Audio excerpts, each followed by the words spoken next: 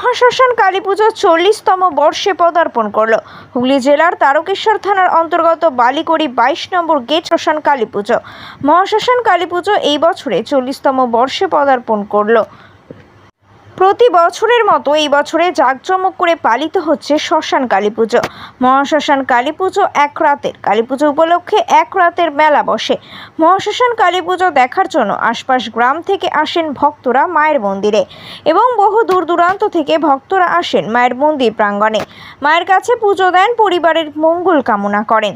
এদিন উপস্থিত ছিলেন বালিকড়ি 22 নম্বর গেট মহাশ্মশান কমিটির সভাপতি অরুণ সামন্ত, সহসভাপতি কার্তিক সামন্ত, কাশীনাথ রাউত, ভরত সর্দার, রবীন মান্ডি সহ সকল সদস্য নেতৃবৃন্দরা। এই দিন মহাশ্মশান কমিটির সভাপতি অরুণ সামন্ত সংবাদ মাধ্যমের মুখোমুখি হয়ে কি জানালেন, চলুন দেখে নিই সেই ছবি সুপারফাস্ট বাংলার পর্দায়। হুগলির তারকেশ্বর থেকে নিজস্ব প্রতিনিধির রিপোর্ট, সুপারফাস্ট বাংলা।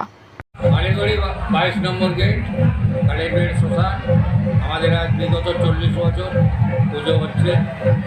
এই পুজোর মধ্যে নতুন করে একটা কমিটি তৈরি করে আমরা নতুন কমিটিটাই 4 বছর করছি।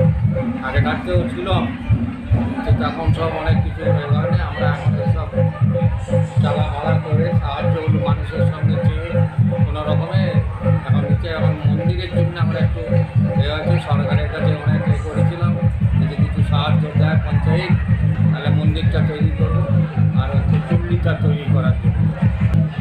আমরা পুজোটা পাড়া পাঁচজনের সাহায্য নিয়ে চাঁদা কালেকশন করে এইভাবে পুজো করছি। বা আমাদের যে ছেলেরা হাঁটছে এইসব ছেলেরা সবাই মিলে চাঁদা দিয়ে করে পুজোটা একদিনের জন্য। আজকে যে পুজো হলো, আজকে ভোর 5টায় এবার বিজয় হয়ে যাবে, সূর্য ওঠার আগেই বিজয় হয়ে যাবে। পুজো কেউ ঠাকুর দান করে, কেউ এটা জিনিসপত্র দান করছে, একটু জমজমক করে হচ্ছে।